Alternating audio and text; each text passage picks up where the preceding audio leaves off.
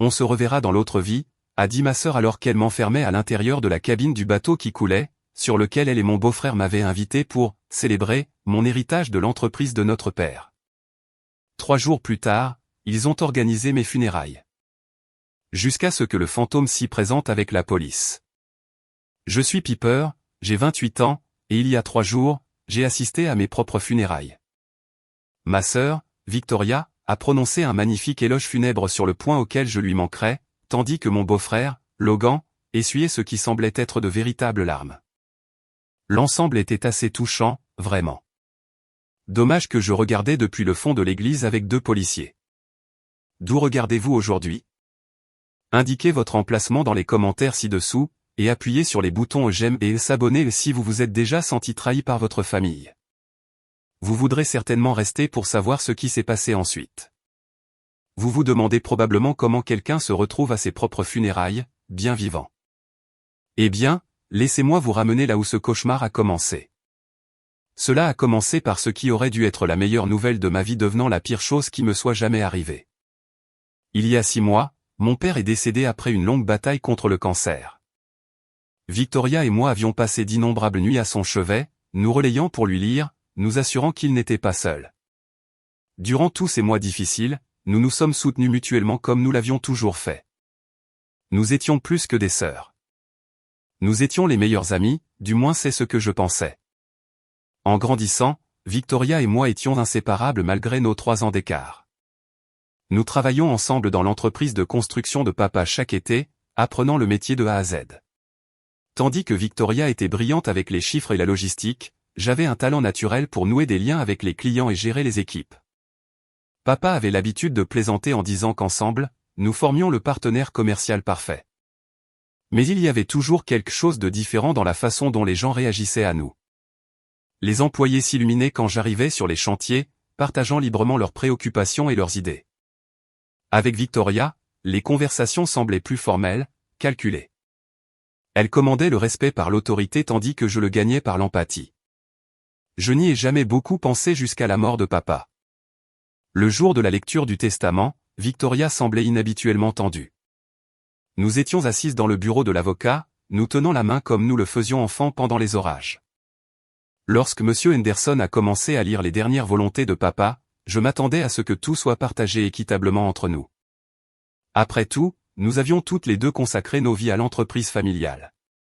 Victoria a hérité de la maison de plage dans le Maine, de la collection de voitures anciennes de papa et d'un héritage en espèces substantielles, des cadeaux généreux qui reflétaient son amour pour sa fille aînée. Puis est venue la surprise qui a tout changé entre nous pour toujours.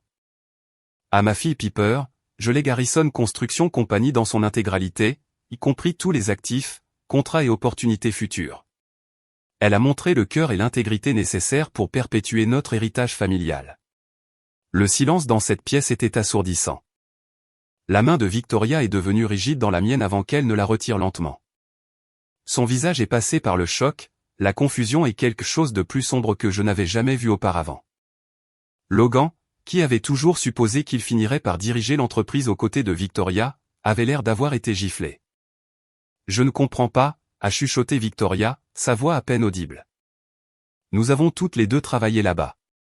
Nous nous sommes toutes les 2 sacrifiées pour cette entreprise. Monsieur Henderson s'est raclé la gorge, mal à l'aise.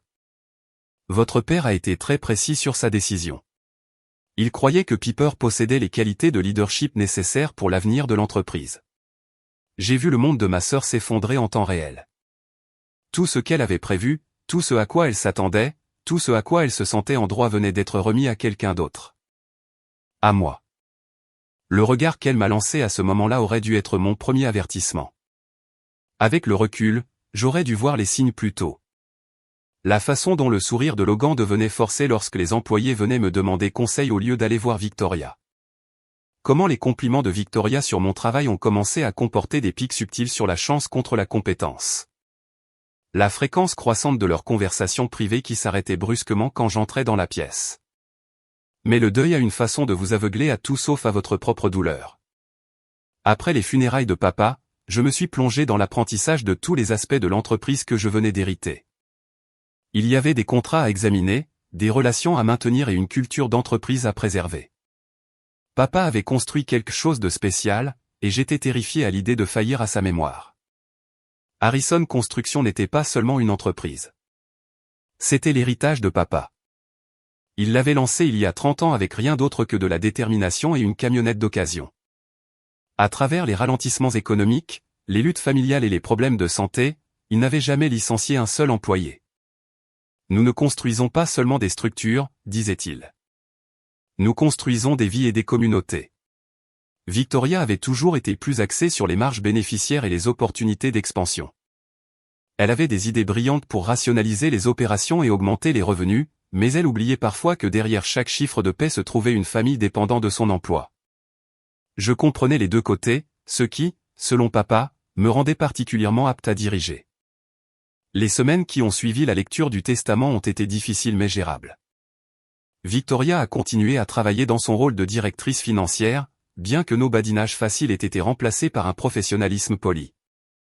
Logan est resté notre chef des opérations, mais j'ai remarqué qu'il remettait mes décisions en question plus fréquemment qu'auparavant. Pendant les réunions d'équipe, ils échangeaient des regards quand je parlais de maintenir les valeurs de papa tout en explorant de nouvelles opportunités. De petits moments qui, individuellement, ne signifiaient rien, mais qui, collectivement, peignaient un tableau de ressentiment croissant. Je me disais que c'était une période d'ajustement naturel, du stress, et que nous finirions par trouver notre nouvelle normalité. Un après-midi particulièrement difficile, je passais en revue les notes personnelles de papa sur les objectifs à long terme de l'entreprise lorsque Victoria a frappé à la porte de mon bureau. Elle avait l'air épuisée, avec des cernes sous les yeux que le maquillage ne pouvait pas tout à fait cacher. Pendant un instant, elle ressemblait exactement à la sœur qui me réconfortait pendant les cauchemars. « Piper, je te dois des excuses », a-t-elle dit en s'installant dans le fauteuil en face de mon bureau. J'ai eu du mal avec la décision de papa, et j'ai laissé cela affecter la façon dont je t'ai traité. Ce n'était pas juste. Le soulagement m'a envahi. C'était la Victoria dont je me souvenais. Celle qui admettait ses torts et travaillait pour arranger les choses. Je comprends, Vic. Ça a été dur pour nous tous. Je n'ai jamais voulu que les choses soient bizarres entre nous. Elle a hoché la tête, semblant sincère dans son remords. Papa a vu quelque chose en toi que j'étais trop jalouse pour reconnaître. Tu as un don pour faire ressortir le meilleur des gens. L'entreprise a besoin de ce genre de leadership. Nous avons parlé pendant plus d'une heure de la vision de papa, des défis à venir et de la façon dont nous pourrions travailler ensemble malgré les dynamiques changeantes. Au moment où elle est partie, j'avais l'impression que nous avions tourné une page. Ma sœur était de retour, et nous pouvions affronter l'avenir ensemble. Cette conversation a eu lieu un jeudi. Le lundi suivant, l'attitude de Victoria avait de nouveau complètement changé. Mais cette fois, elle était meilleure pour cacher son hostilité. Elle souriait pendant les réunions tout en sapant mes décisions. Elle était d'accord avec mes plans publiquement, puis exprimait tranquillement ses inquiétudes à Logan et à d'autres employés clés. J'ai commencé à remarquer que les gens me regardaient différemment, que les conversations s'arrêtaient à mon approche, une atmosphère générale d'incertitude qui n'existait pas auparavant. C'était une guerre psychologique subtile conçue pour me faire douter de mon propre jugement et de mon autorité. 3 semaines après notre conversation à cœur ouvert, Victoria m'a surprise avec une invitation qui semblait trop belle pour être vraie. Et comme toute personne décente le sait, quand quelque chose semble trop beau pour être vrai, ça l'est généralement. Mais le deuil vous rend désespéré de connexion, surtout avec les personnes que vous aimez le plus. J'ai réfléchi, a dit Victoria, apparaissant dans l'embrasure de mon bureau avec un sourire qui atteignait presque ses yeux. Logan et moi voulons t'emmener sur le bateau ce week-end. Tu sais, pour célébrer ton nouveau rôle correctement. Nous n'avons jamais vraiment eu l'occasion de digérer tout ce qui s'est passé. L'offre m'a prise au dépourvu. Logan avait acheté un petit bateau de pêche l'été précédent, et nous avions passé de nombreux après-midi paisibles sur l'eau tous les trois. Ces sorties représentaient certains de nos meilleurs moments en famille, loin du travail, du stress et des pressions quotidiennes.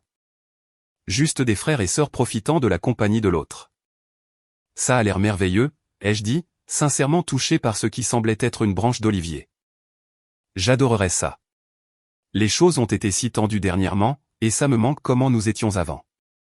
L'expression de Victoria s'est adoucie, et pendant un instant, j'y ai vu une émotion sincère. Moi aussi. Je sais que je n'ai pas bien géré la décision de papa.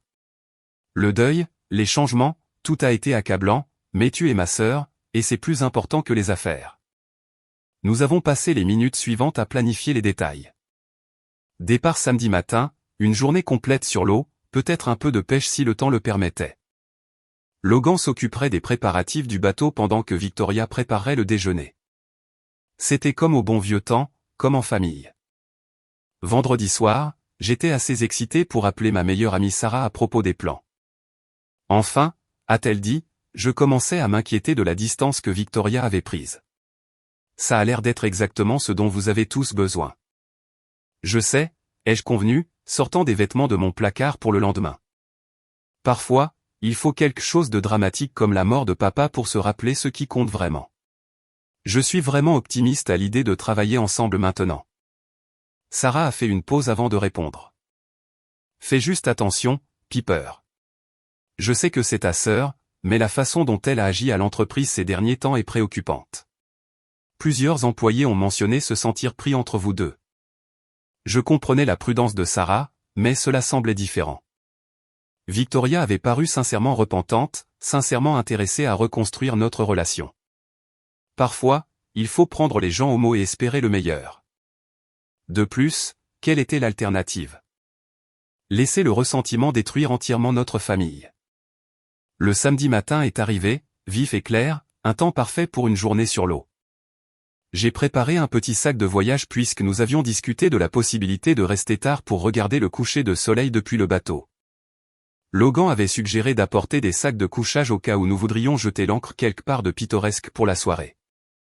Je suis arrivé à la marina en me sentant plus légère que je ne l'avais été depuis des semaines. Le stress de la gestion de l'entreprise, de la tension familiale et du deuil de papa avait été écrasant. Ce voyage représentait une chance de tout réinitialiser, de se rappeler pourquoi la famille est plus importante que les affaires. Victoria et Logan étaient déjà au bateau, chargeant des provisions et vérifiant l'équipement. Ils semblaient tous les deux sincèrement heureux de me voir, m'accueillant à bord avec des câlins et une conversation facile. Logan avait préparé son habituel montage de pêche élaboré, avec une boîte à matériel qui pourrait approvisionner un magasin d'articles de sport. Prête pour la journée de complicité familiale dont nous avions tous besoin, a demandé Victoria, son bras autour de mes épaules alors que Logan démarrait le moteur. Absolument, ai-je répondu, respirant l'air salin et me sentant optimiste quant à notre avenir ensemble. C'est exactement ce que papa aurait voulu pour nous. Alors que nous quittions le quai, je pensais à la façon dont papa disait que la famille était la seule chose qui durait vraiment. Tout le reste, l'argent, le succès, les possessions, pouvait disparaître du jour au lendemain. Mais la famille endurait tout si on l'entretenait correctement. J'étais sur le point de découvrir à quel point il s'était trompé à ce sujet. Les premières heures sur l'eau ont été exactement ce que j'avais espéré. Nous avons trouvé un endroit parfait à environ 3 km au large où Logan prétendait que la pêche était toujours excellente.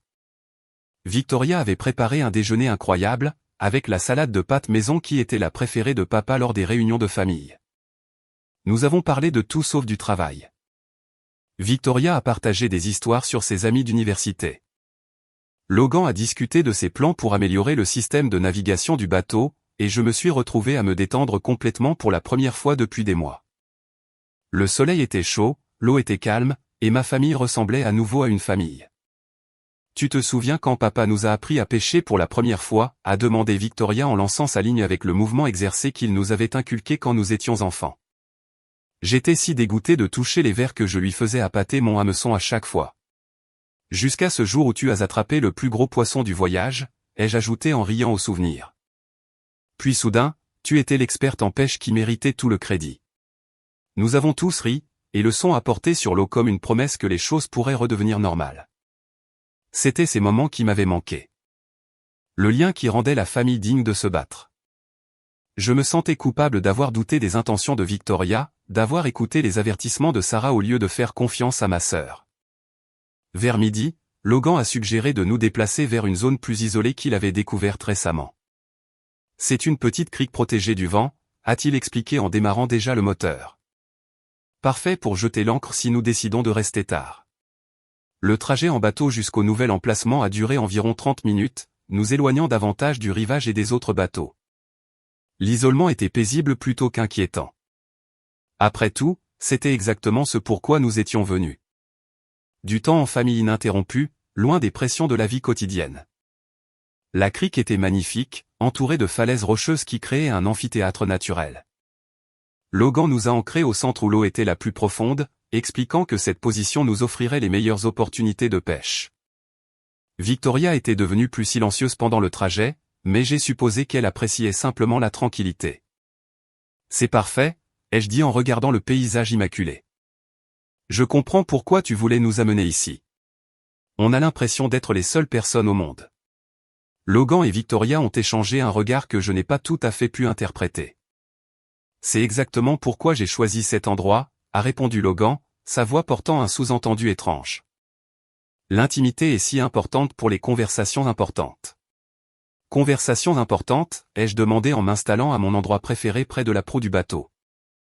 Je pensais que nous étions ici pour nous détendre et pêcher. Victoria s'est levée de l'endroit où elle organisait le matériel. Son comportement a changé d'une manière qui m'a soudainement mise en alerte. La chaleur qui avait caractérisé le matin avait disparu, remplacée par quelque chose de froid et de calculateur qui m'a noué l'estomac avec les premiers frémissements d'une véritable inquiétude.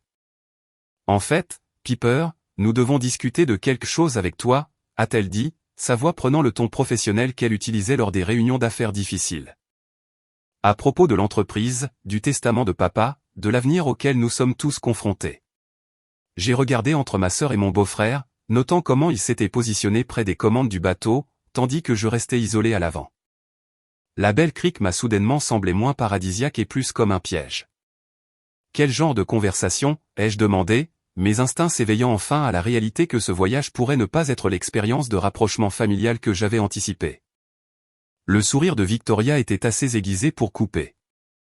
Le genre où nous résolvons les problèmes de notre famille de manière permanente. Le changement d'atmosphère a été si soudain qu'il a semblé être un coup physique. Un instant nous partagions des souvenirs de famille, et l'instant d'après je regardais deux personnes qui ressemblaient à ma famille mais qui semblaient être des étrangers. L'expression de Victoria s'était durcie en quelque chose que je n'avais jamais vu auparavant, tandis que le sourire facile de Logan avait été remplacé par un calcul froid. Je ne comprends pas, ai-je dit. Bien qu'une partie grandissante de moi comprenait absolument et hurlait des avertissements que j'avais ignorés trop longtemps. De quel problème parlez-vous? Victoria s'est rapprochée, sa voix prenant le ton patient qu'on utiliserait avec un enfant. Allons, Piper.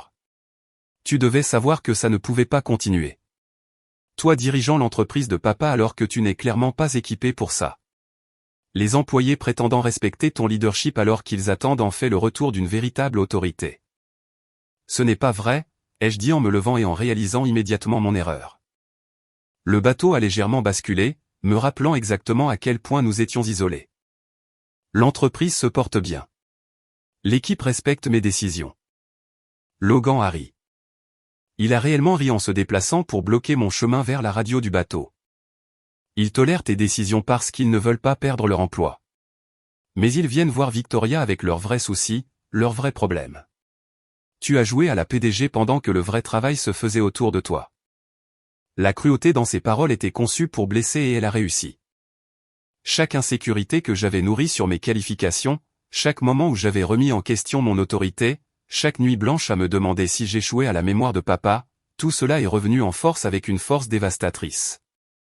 Papa m'a laissé l'entreprise, ai-je dit, ma voix sonnant plus faible que je ne le voulais.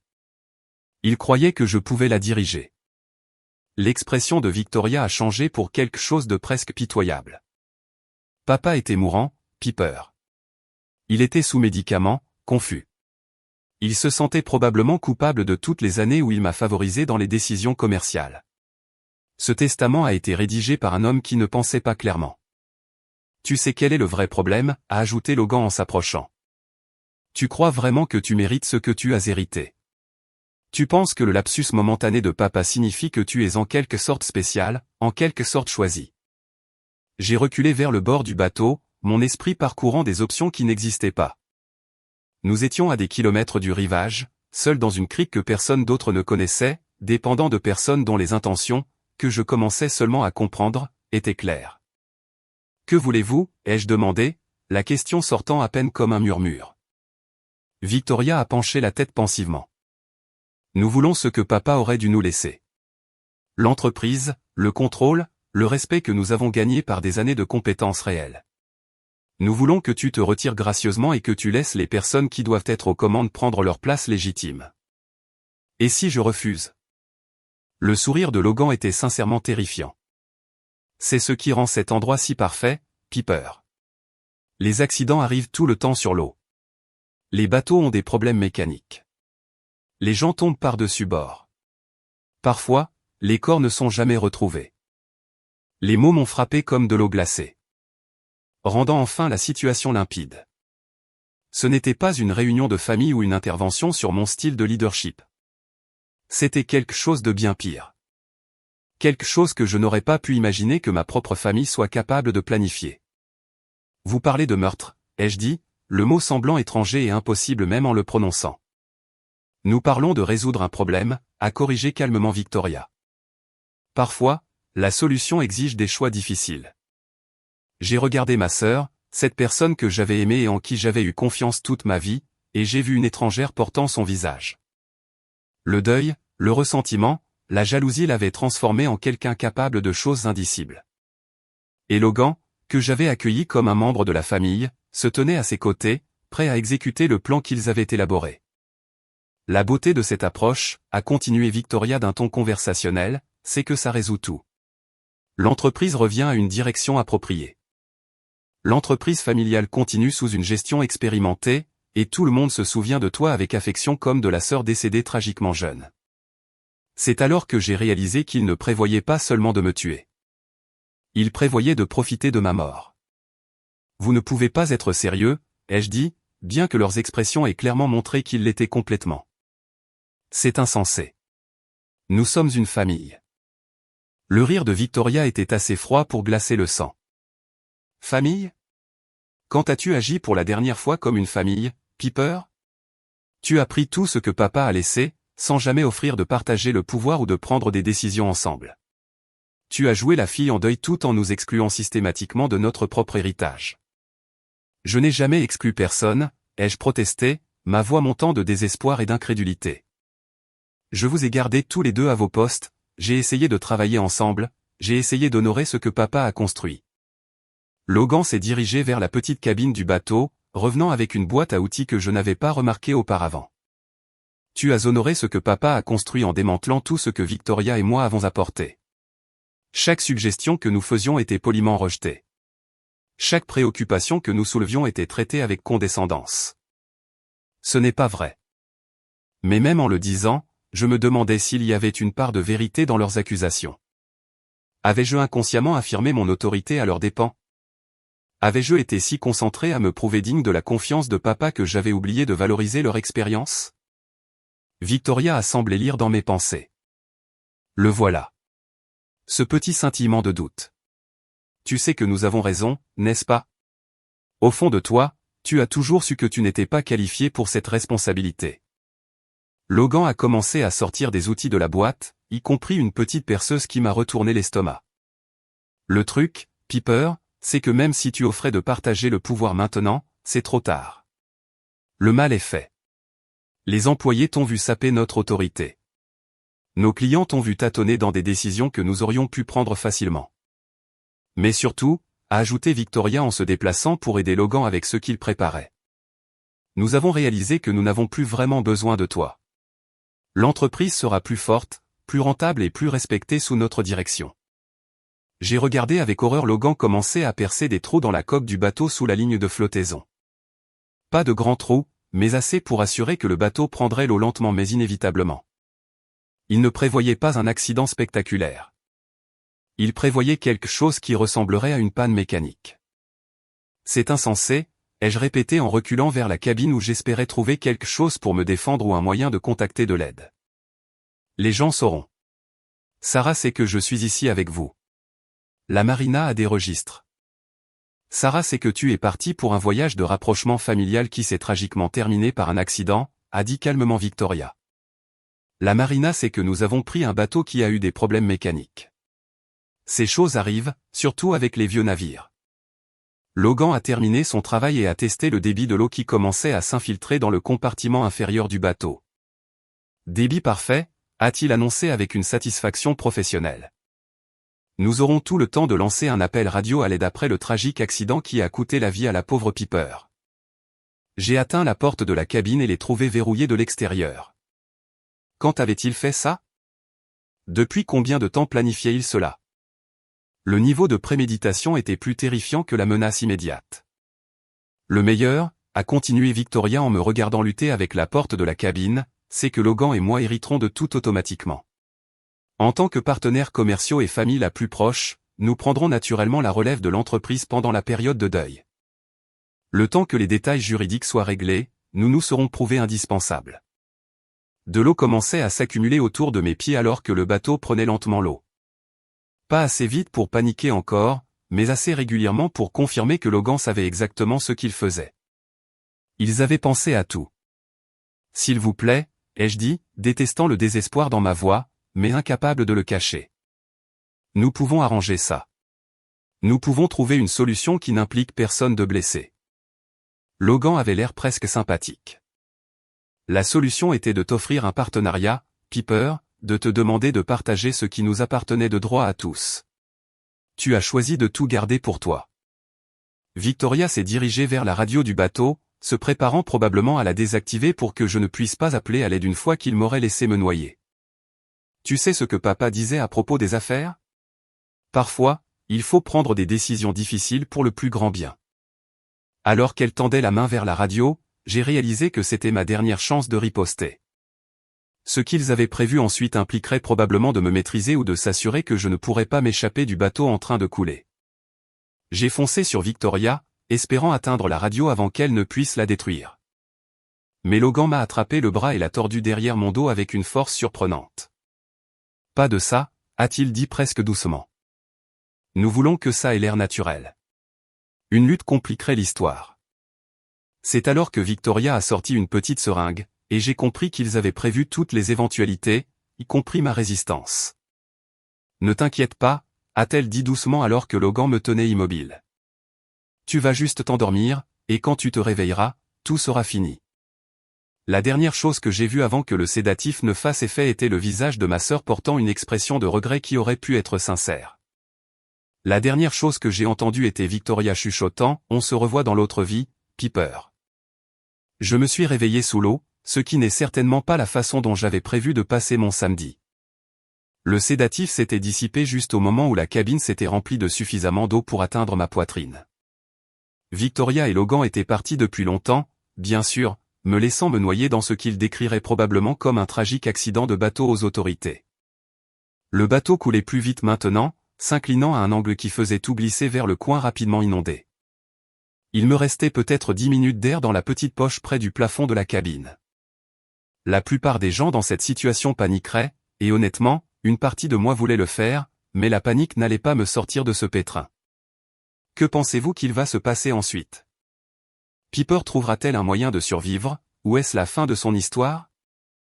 Laissez vos prédictions dans les commentaires ci-dessous. J'ai tâtonné dans l'eau trouble à la recherche de quelque chose d'utile. Ma main s'est refermée sur une clé à molette que Logan avait apparemment laissé tomber lors de son projet de forage de trous. Un métal lourd et solide avec assez de poids derrière pour faire des dégâts. J'ai levé les yeux vers la petite fenêtre de la cabine, calculant les angles et espérant que la physique jouerait en ma faveur pour une fois. La fenêtre était conçue pour résister à une pression d'eau normale, pas à des femmes désespérées avec des clés à molette et plus rien à perdre. Je me suis positionné du mieux que je pouvais dans l'espace incliné et inondé et j'ai frappé de toutes mes forces. Le premier coup a créé une toile d'araignée de fissure.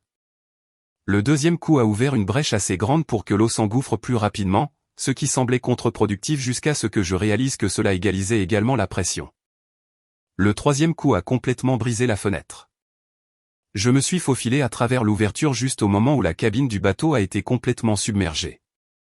Mes poumons brûlaient alors que je me débattais pour atteindre ce que j'espérais être la surface. La crique qui avait semblé si paisible quelques heures plus tôt ressemblait maintenant à une tombe aquatique conçue spécialement pour moi. Quand j'ai finalement refait surface, haletant et crachant de l'eau salée, j'avais peut-être 30 secondes pour m'orienter avant que l'hypothermie et l'épuisement ne rendent la nage impossible. Les falaises rocheuses de la crique n'offraient aucune issue facile, et la distance jusqu'à la mer ouverte où d'autres bateaux pourraient me voir était probablement trop loin pour nager. C'est alors que j'ai entendu le moteur. Un bateau de pêche traversait l'embouchure de la crique, ses occupants ignorant probablement que quelqu'un se noyait à proximité. J'ai commencé à crier et à agiter les bras, utilisant le reste de mon énergie pour me rendre visible. Le bruit du moteur a continué sans changer de direction. Puis il s'est arrêté. Une voix a appelé à travers l'eau. « Bonjour, y a-t-il quelqu'un » J'ai crié en retour de toutes mes forces restantes. « Aidez-moi, s'il vous plaît. Je me noie. » Les minutes suivantes se sont confondues dans un chaos de mains fortes me sortant de l'eau, de couvertures de survie et d'appels radio urgents à la garde côtière. Le bateau de pêche appartenait à une équipe de recherche marine étudiant les populations de poissons dans la région. La pure chance les avait amenés à cet endroit exact à ce moment exact. « Qu'est-il arrivé ?» a demandé le docteur Sarah Chen, la chef d'équipe, en vérifiant mes signes vitaux. « Où est votre bateau ?»« Il a coulé », ai-je réussi à dire en claquant des dents. « Ma sœur et mon beau-frère, ils m'ont laissé. » Le mot semblait insensé même pour moi. Qui croirait que des membres de la famille avaient délibérément tenté de commettre un meurtre? L'expression du docteur Chen suggérait qu'elle pensait la même chose, mais elle était trop professionnelle pour discuter avec quelqu'un en détresse médicale. « Nous devons vous emmener à l'hôpital immédiatement », a-t-elle dit en enroulant une autre couverture autour de mon corps frissonnant. « Vous êtes en hypothermie, peut-être en état de choc, et vous êtes resté dans l'eau trop longtemps. » Alors que leur bateau filait vers la rive, j'ai fermé les yeux et j'ai essayé de digérer ce qui venait de se passer. Victoria et Logan avaient planifié mon meurtre avec la même attention méthodique aux détails qu'ils apportaient aux projets commerciaux. Ils m'avaient drogué, saboté le bateau et laissé pour morte, tout en maintenant une plausibilité de déni. Mais ils avaient commis une erreur cruciale. Ils avaient supposé que leur plan fonctionnerait. L'hôpital de Candambé était petit mais efficace, ce qui était une chance car je suis arrivé inconsciente et sans aucune pièce d'identité. Tout ce que je possédais avait coulé avec le bateau, me laissant comme une victime de noyade non identifiée sans famille évidente à contacter. Je me suis réveillé 3 jours plus tard au son de l'équipement médical bipant régulièrement à côté de mon lit. Ma gorge était sèche, ma tête me battait et chaque muscle de mon corps me faisait mal comme si j'avais été heurté par un camion. Mais j'étais en vie, ce qui me mettait plusieurs longueurs d'avance sur là où Victoria et Logan pensaient que je serais. « Bonjour », a dit une infirmière au visage aimable nommée Janet en vérifiant ma perfusion. « Comment vous sentez-vous » Comme si j'avais été sous l'eau pendant 3 jours, ai-je croassé, puis j'ai réalisé que c'était probablement plus précis que je ne le pensais. Janet a souri avec sympathie. Les médecins disent que vous avez beaucoup de chance. Quelques minutes de plus dans cette eau et l'hypothermie aurait été irréversible. Vous souvenez-vous de ce qui s'est passé? Tout est revenu d'un coup. Le voyage en bateau, la conversation, le sourire froid de Victoria alors qu'elle m'injectait le sédatif, l'évasion désespérée par la fenêtre de la cabine, le sauvetage qui m'avait sauvé la vie, et quelque part ma famille était probablement en train de planifier mes funérailles. J'ai besoin d'appeler la police, ai-je dit en luttant pour m'asseoir malgré les protestations douces de Janet. Ma sœur et mon beau-frère ont essayé de me tuer. Les mots semblaient fous à voix haute, mais l'expression de Janet est restée professionnellement neutre. La police attend de vous parler. Dois-je leur faire savoir que vous êtes réveillé? 2 officiers sont arrivés dans l'heure. Le détective Mike Torres et l'officier Lisa Park. Ils étaient polis, mais clairement sceptiques alors que je racontais mon histoire. Qui ne le serait pas? Cela ressemblait à quelque chose d'un mauvais film plutôt qu'à la vie réelle. Alors, vous dites que votre sœur a délibérément saboté le bateau et vous a laissé vous noyer, a demandé le détective Torres en prenant des notes avec soin. C'est exactement ce que je dis. Ils ont tout planifié. Le voyage de rapprochement familial, l'endroit isolé, tout. Ils veulent prendre le contrôle de l'entreprise de notre père. L'officier Park a échangé un regard avec son partenaire. Mademoiselle, je suis désolé. Nous n'avons toujours pas votre nom de famille. Harrison. Piper Harrison. Je possède Harrison Construction Company. J'ai fait une pause, me rappelant que Victoria et Logan pensaient probablement la posséder maintenant. Enfin, je la possédais avant qu'ils n'essaient de m'assassiner. Le détective Torres a levé les yeux de son carnet avec un intérêt renouvelé. Harrison Construction, celle dont on parle dans les nouvelles? Quelle nouvelle, ai-je demandé, bien que je commençais à soupçonner que je savais déjà. L'officier Park a sorti son téléphone et a fait défiler les titres locaux. Héritière disparue, crainte morte après un accident de bateau. La famille organise un service commémoratif pour la propriétaire bien-aimée de l'entreprise de construction. Mon cœur s'est arrêté. Service commémoratif? D'après ceci, a dit le détective Torres en lisant par-dessus l'épaule de sa partenaire. Votre sœur Victoria Harrison et son mari Logan ont signalé votre disparition il y a 3 jours. Ils ont dit que le bateau avait eu des problèmes mécaniques et que vous étiez tombé par-dessus bord pendant l'urgence. Votre corps n'a jamais été retrouvé. Je les ai fixés, incrédule. Ils ont déjà organisé mes funérailles? L'officier Park a vérifié sa montre. En fait, d'après cet article, le service commémoratif a lieu en ce moment même. Il a commencé il y a environ 1 heure à l'église Saint-Mariès au centre-ville. L'ironie était si parfaite que j'ai presque ri. Pendant que j'étais allongé dans un lit d'hôpital, bien vivante, ma famille meurtrière acceptait des condoléances pour ma mort tragique. Victoria était probablement en train de prononcer un éloge touchant sur le point auquel sa sœur bien-aimée lui manquerait. Je veux aller à mes funérailles, ai-je dit soudainement. Les 2 officiers m'ont regardé comme si j'avais subi des lésions cérébrales en plus de l'hypothermie. Madame, ce n'est peut-être pas la meilleure idée, a dit diplomatiquement le détective Torres. Au contraire, ai-je répondu, sentant la force revenir dans ma voix pour la première fois depuis des jours. Je pense que c'est l'idée parfaite. Rien ne dit au complot de meurtre qui a mal tourné et comme la victime se présentant à son propre service commémoratif. Le détective Torres a fermé son carnet. Si vous êtes sérieuse au sujet de porter plainte, nous devrons enquêter sur vos affirmations de manière approfondie. Mais si ce que vous nous dites est vrai, apparaître à vos funérailles fournirait certainement une preuve spectaculaire. L'officier Park prenait déjà sa radio. Je vais appeler des renforts. Si nous arrêtons des gens lors d'un service religieux, nous aurons besoin d'unités supplémentaires. Pendant qu'ils prenaient leurs dispositions, je me suis surprise à sourire pour la première fois depuis le début de ce cauchemar. Victoria et Logan pensaient avoir éliminé leurs problèmes de manière permanente. Ils étaient sur le point de découvrir que certains problèmes ont une façon de revenir d'entre les morts. Le trajet jusqu'à l'église Saint-Mariès m'a donné le temps de digérer ce qui allait se passer. Je revenais littéralement d'entre les morts pour affronter les personnes qui avaient essayé de me tuer. C'était surréaliste, comme quelque chose qui ne pouvait pas être la vraie vie. Le détective Torres m'a accompagné dans l'ambulance qu'ils avaient insisté pour utiliser pour le transport, compte tenu de mon récent traumatisme médical. Êtes-vous sûre d'être prête pour ça, mademoiselle Harrison? Nous pourrions attendre, rassembler plus de preuves, construire un dossier plus solide. Ils organisent mes funérailles en ce moment même, ai-je dit en ajustant la blouse d'hôpital que je portais encore sous la veste que quelqu'un m'avait trouvée. Si ce n'est pas une preuve de tentative de meurtre, je ne sais pas ce que c'est. La voix de l'officier Park a crépité à la radio. Nous sommes positionnés à l'extérieur de l'église. Le service semble être en cours. Plusieurs véhicules sur le parking. Probablement 50 à 60 personnes à l'intérieur. 50 à 60 personnes pleurant ma mort pendant que j'étais assise dans une ambulance, bien vivante. L'absurdité de tout cela était presque écrasante. C'étaient des collègues, des amis, des membres de la famille qui croyaient sincèrement que j'étais morte. Leur chagrin était réel, même si les circonstances qui l'avaient provoqué étaient fabriquées. Comment voulez-vous gérer cela, a demandé le détective Torres alors que nous nous garions sur le parking de l'église. J'ai regardé par la fenêtre de l'ambulance l'église Saint-Mariès, où j'avais assisté à des services quand j'étais enfant avec ma famille. Victoria et Logan étaient à l'intérieur en ce moment, jouant probablement le rôle de survivants endeuillés, acceptant la sympathie et le soutien de personnes qui n'avaient aucune idée qu'elles réconfortaient des meurtriers. Je veux entrer pendant le service, ai-je dit. Je veux qu'ils me voient, qu'ils réalisent que leur plan a échoué. Avant que vous ne les arrêtiez. Le détective Torres semblait mal à l'aise avec cette approche dramatique, mais la voix de l'officier Park est revenue à la radio.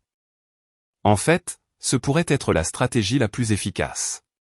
S'ils réagissent avec choc et culpabilité plutôt qu'avec surprise et soulagement, cela soutiendra de manière significative son histoire.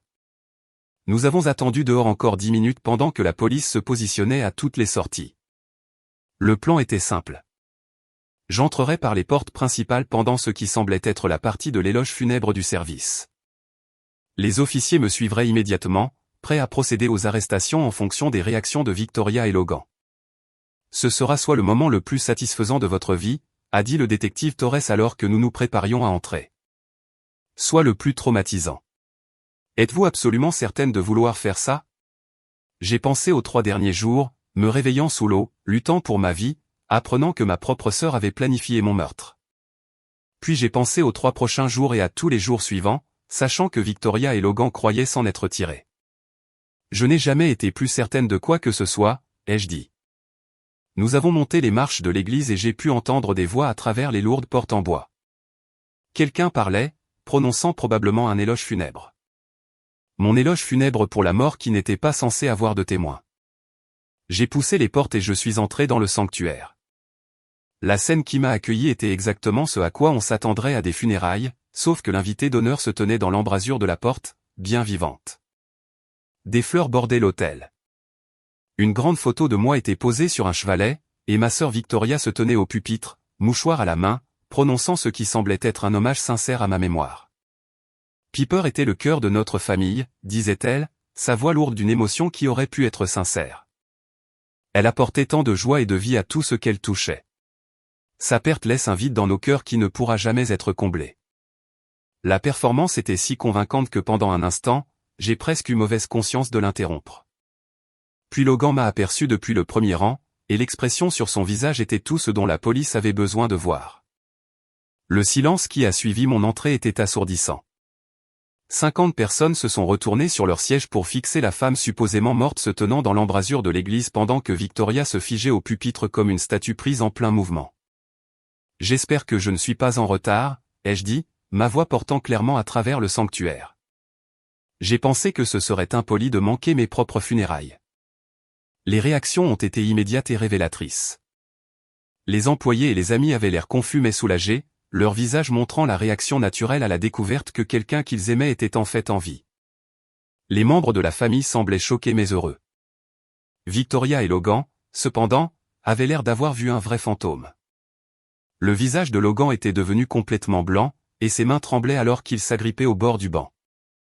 La bouche de Victoria s'est ouverte et fermée sans un son, les mouchoirs tombant de ses mains pour s'éparpiller sur le sol autour du pupitre. Piper, a-t-elle finalement chuchoté, sa voix à peine audible au-dessus du murmure de confusion qui se propageait dans la congrégation. Surprise de me voir, sœurette, ai-je demandé en marchant lentement dans l'allée centrale alors que le détective Torres et l'officier Park me suivaient. Je dois dire que c'est un très beau service, bien que je pense que le timing est un peu prématuré. Les membres de la congrégation ont commencé à se lever, certains se déplaçant vers moi avec des expressions de joie et de soulagement. C'étaient des gens qui se souciaient vraiment de moi, qui étaient venus pleurer ce qu'ils pensaient être une perte tragique. Leur bonheur de me voir en vie ressemblait à une étreinte chaleureuse après des jours de trahison froide.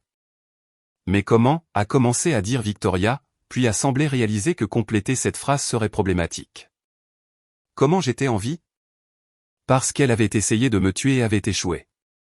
Logan a retrouvé sa voix en premier, bien qu'elle soit sortie comme un croassement. Nous pensions que tu t'étais noyé. Le bateau a coulé. Nous n'avons pas pu te trouver. Nous avons dû supposer.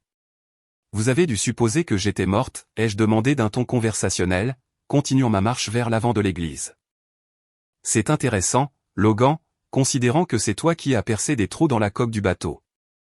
Des halètements ont résonné dans le sanctuaire alors que les implications de mes paroles s'imposaient. Monsieur Peterson du service comptable avait l'air confus. Madame Williams de l'auxiliaire de l'église avait l'air horrifiée. Et le père Michael, qui officiait le service, avait l'air d'avoir besoin de s'asseoir. C'est impossible, a dit Victoria, retrouvant enfin sa voix. Pourquoi Logan aurait-il endommagé le bateau? Pourquoi voudrions-nous te faire du mal? Le détective Torres s'est avancé, son badge visible. Mademoiselle Victoria Harrison et Monsieur Logan Harrison, vous êtes en état d'arrestation pour tentative de meurtre. Vous avez le droit de garder le silence. Le reste de ces paroles a été noyé par le chaos qui a éclaté dans l'église. Les gens criaient des questions, se déplaçaient vers les sorties, sortaient leur téléphone pour enregistrer la scène. Au milieu de tout cela, Victoria et Logan se tenaient figés alors que la réalité de leur situation devenait claire. Ils avaient planifié le crime parfait, mais leur victime avait survécu pour raconter l'histoire. L'officier Park s'est déplacé pour menotter Victoria, qui semblait avoir vieilli de 10 ans en quelques minutes. C'est insensé, n'arrêtait-elle pas de répéter. Tout ça est insensé. Piper, dis-leur que c'est faux. Nous ne te ferions jamais de mal. Tu as raison sur un point, ai-je dit alors qu'ils emmenaient ma sœur et mon beau-frère vers les portes de l'église. C'est fou. C'est fou que ma propre famille essaie de m'assassiner pour une entreprise. C'est fou que vous ayez planifié mes funérailles pendant que je luttais pour ma vie. C'est fou que vous ayez failli vous en tirer. Le calme de Victoria a finalement complètement craqué. Tu ne comprends pas, a-t-elle crié alors que les menottes se refermaient. Cette entreprise aurait dû être à moi. Papa était malade quand il a écrit ce testament. Tu l'as manipulé. La voilà. La vraie Victoria. Celle qui s'était cachée derrière de fausses excuses et des voyages de rapprochement familial. Celle qui croyait qu'elle méritait tout et que je ne méritais rien, pas même le droit de vivre. La seule chose que j'ai manipulée, ai-je dit doucement, c'est une clé à molette pour sortir de la cabine où tu m'as laissé pour mourir. Alors qu'ils emmenaient Victoria et Logan, j'ai regardé les visages des gens qui étaient venus pleurer ma mort et qui assistaient maintenant à ma résurrection. Demain apporterait des questions, des enquêtes et probablement une attention médiatique que je ne voulais pas. Mais aujourd'hui, j'étais en vie alors que j'aurais dû être morte. Et les personnes qui avaient essayé de me tuer étaient menottées. C'était une plutôt bonne journée. Les semaines qui ont suivi ma résurrection ont été un tourbillon de procédures judiciaires, d'attention médiatique et de séances de thérapie dont j'avais absolument besoin. L'histoire de l'héritière assassinée qui a survécu à ses propres funérailles est devenue une nouvelle nationale, ce qui a apporté à la fois du soutien et un examen minutieux non désiré à ma vie. Mais le développement le plus intéressant s'est produit en prison, où Victoria et Logan ont découvert que les accusations de tentative de meurtre ont une façon de détruire même les partenariats les plus solides. Je n'étais pas présente lors de leur première conversation avec les avocats, mais le détective Torres m'a tenu informé de la rapidité avec laquelle leur front uni s'est effondré. Apparemment, face à la prison à vie, même le véritable amour a ses limites. L'avocat de Logan a fait le premier pas, contactant le bureau du procureur avec une offre de coopération. Selon les rapports de police que j'ai été autorisé à voir, Logan affirmait que tout le complot de meurtre était l'idée de Victoria, qu'il avait été réticent à participer et qu'il n'avait suivi que parce qu'il craignait pour sa propre sécurité. Classique, ai-je dit au détective Torres lorsqu'il m'a briefé sur la stratégie de Logan. Accabler la femme et jouer la victime. Je suis sûr que Victoria s'y attendait. En fait, a dit le détective Torres avec quelque chose qui aurait pu être de l'amusement, c'est là que ça devient intéressant. L'avocate de Victoria a contacté le bureau avec une offre similaire 2 heures après l'appel de l'avocat de Logan. La version des événements de Victoria dépeignait Logan comme le cerveau, un homme manipulateur qui l'avait progressivement retourné contre moi par des mois de pression psychologique. Selon sa déclaration, elle n'avait jamais voulu me faire de mal, mais avait été terrifiée par ce que Logan pourrait faire si elle refusait de participer. Les deux histoires étaient soigneusement élaborées pour minimiser leurs responsabilités individuelles tout en maximisant la culpabilité de leurs partenaires. Les deux histoires étaient également des inventions complètes conçues pour sauver leur propre peau.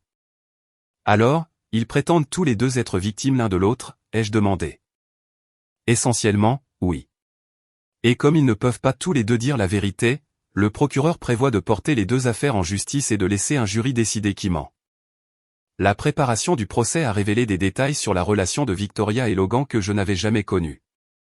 Apparemment, leur mariage était en difficulté financière depuis des mois avant la mort de papa. L'entreprise de conseil de Logan échouait et le salaire de Victoria seul n'était pas suffisant pour maintenir leur style de vie coûteux. Lorsque le testament de papa m'a laissé l'entreprise au lieu de Victoria, ils auraient fait faillite en 6 mois. Le complot de meurtre n'était pas seulement une question de jalousie et de ressentiment. C'était une question de survie. Ils ne pouvaient littéralement pas se permettre que je vive.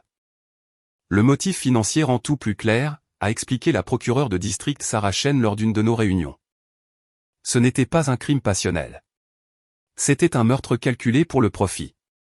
Cela rend plus difficile pour l'un ou l'autre des accusés de prétendre qu'ils étaient des participants réticents. Les preuves les plus accablantes provenaient de l'ordinateur portable de Logan, qui contenait des recherches détaillées sur les accidents de bateau, les polices d'assurance et les lois sur l'héritage. Il avait apparemment passé des semaines à planifier chaque aspect de ma mort, de l'emplacement à l'histoire de couverture en passant par le calendrier pour prendre le contrôle de l'entreprise. Le téléphone de Victoria a révélé un autre type de preuve. Des mois de messages textes à des amis et à la famille sapant ma compétence et mon autorité. Elle avait préparé le terrain pour mon éviction de l'entreprise bien avant de décider que le meurtre était leur solution. Elle construisait un récit, a expliqué la procureure. Le procès lui-même a été un cirque médiatique, les journalistes disséquant chaque détail de nos dynamiques familiales et de nos relations commerciales. J'ai témoigné sur le voyage en bateau, la conversation dans la crique et le réveil sous l'eau, luttant pour ma vie. Le jury a écouté avec des expressions allant de l'horreur à la fascination. Victoria a pris la parole pour sa propre défense, soutenant que Logan l'avait forcée à participer par des menaces et des manipulations. Elle a pleuré pendant son témoignage, affirmant qu'elle m'avait trop aimé pour me faire du mal volontairement. Le témoignage de Logan a dépeint Victoria comme la force motrice du complot, une femme consumée par la jalousie et la cupidité qui l'avait progressivement convaincue que le meurtre était leur seule option. Le jury a délibéré pendant 6 heures avant de rendre ses verdicts. Le verdict était tout ce que j'avais espéré et tout ce que Victoria et Logan avaient craint. Le jury les a déclarés coupables de tentative de meurtre au premier degré, mais leur peine reflétait les accords très différents qu'ils avaient tenté de conclure avec l'accusation. Logan, dont la coopération avait été jugée plus précieuse en raison de ses documents de planification détaillés, a reçu 15 ans avec possibilité de libération conditionnelle en 8 ans. Victoria, que le jury considérait apparemment comme l'instigatrice principale, a reçu la prison à vie sans possibilité de libération conditionnelle avant 25 ans. Les regards sur leur visage lorsque les peines ont été lues ont raconté toute l'histoire de leur relation. Le soulagement de Logan face à sa peine relativement plus légère était évident, tandis que l'expression de Victoria montrait la dévastation de quelqu'un qui avait été totalement trahi par la personne en qui elle avait le plus confiance. Leur mariage avait été légalement dissous avant même le début du procès, les deux parties citant des différends irréconciliables. Apparemment, tenter un meurtre ensemble était le genre d'expérience partagée qui détruisait plutôt qu'elle ne renforçait leur lien. Justice rendue, a dit le détective Torres alors que nous quittions le palais de justice ensemble. Comment vous sentez-vous d'avoir enfin tourné la page? Honnêtement, ai-je dit en regardant le bâtiment où ma sœur passerait le prochain quart de siècle à payer pour ses choix. J'ai l'impression que c'est un début plutôt qu'une fin. Il avait raison sur le fait de tourner la page, cependant. Pendant des mois, j'avais vécu avec la connaissance que les personnes qui avaient essayé de me tuer étaient libres, planifiant peut-être une autre tentative. Maintenant, elles étaient derrière les barreaux, et je pouvais me concentrer sur la reconstruction de la vie qu'elles avaient essayé de me prendre. Harrison Construction Company avait souffert pendant les mois de procédures judiciaires et d'attention médiatique, mais les employés s'étaient ralliés autour de moi avec une loyauté que j'ai trouvée profondément émouvante. Ils avaient maintenu les projets dans les délais, entretenu les relations avec les clients et protégé la réputation de l'entreprise pendant l'une des périodes les plus difficiles de son histoire. Votre père serait fier, a dit Frank Morrison, notre contremaître le plus ancien, lors de la réunion d'entreprise où j'ai officiellement repris toutes mes fonctions. Pas seulement de la façon dont vous avez survécu, mais de la façon dont vous avez géré tout depuis. L'entreprise avait en fait grandi pendant mon absence, car notre histoire a attiré de nouveaux clients qui voulaient travailler avec une entreprise dirigée par quelqu'un à la résilience éprouvée. Nous avons décroché 3 contrats majeurs dans les mois qui ont suivi le procès, y compris un complexe hospitalier qui serait notre plus grand projet à ce jour.